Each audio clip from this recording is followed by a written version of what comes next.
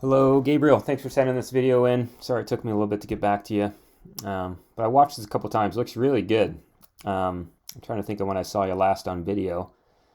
But I really like your double pull. You look quite strong. You look like you've built strength and efficiency. So let's look at this easy pass first. I really like what you're doing. I mean, mechanically it looks quite good. It looks efficient. To me, I almost like what your lower body is doing in this pass. I almost like that more than once you start really juicing it. And I'll kind of show you why in a bit. But if I'm looking at this, it looks really relaxed. So I see the hips kind of lead the charge here. So hips come up and the hands follow. Good body position. Hips are forward, weights forward. That's great. If I look at where you're striking the ground, so that's the one thing to play around with here. So what I'm looking for is I'm looking for the point in which your poles bend, because that tells me that you are putting power and weight down on your poles. And so still straight, right there is where you bend your poles. And so I'm going to hit you with some new school double pole theory here. And that is, so I was taught to double pole a lot like you are right now, where you kind of start with this big initiation of a crunch.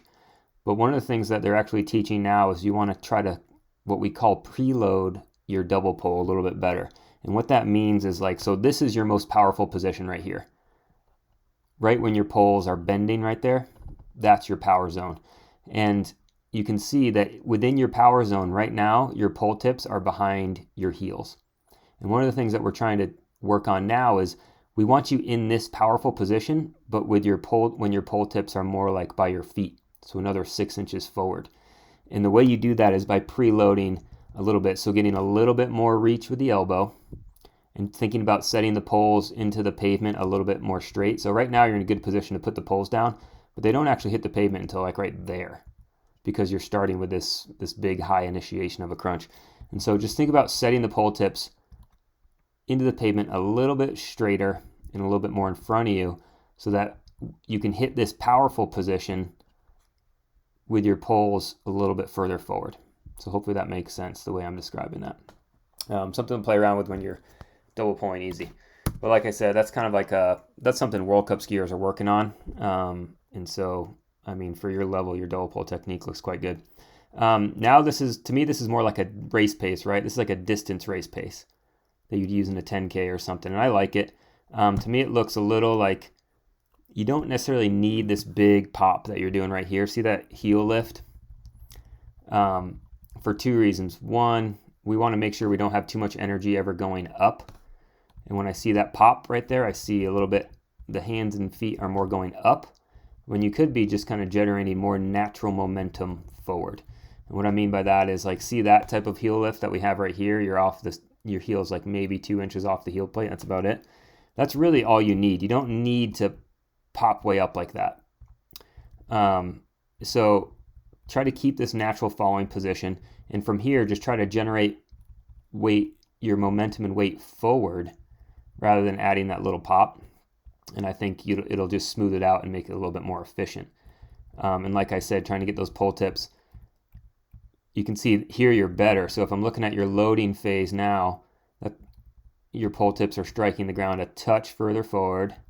And then when they really bend right there, you can see that your pull tips are now at like, midfoot versus 6 inches behind your wheel like they were on the easier pass. So that's a nice change. I like that. Maybe just smooth out that heel raise. You want to think more forward, natural fall forward than you do want a heel raise. I'll go back to this one sec.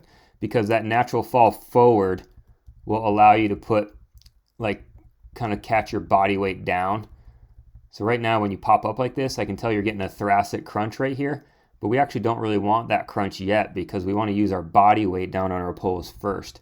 And so if you have more of a natural fall forward without so much heel lift, you'll be able to drop your body weight first. So I want to see a little dip in the knees first before you start crunching so much with the thoracic, so the upper part of your spine. So body weight first, and then you want to crunch. So the timing just could be smoothed out there a little bit.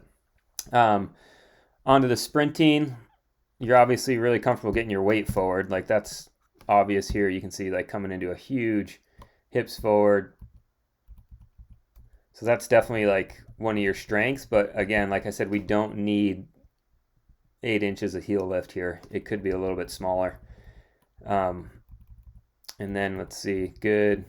Another improvement here, you can see where your poles are bending, so that means full power on the poles. Your pole tips are now at like midfoot and not behind you. But we could work on getting those even further forward, more like at your toe.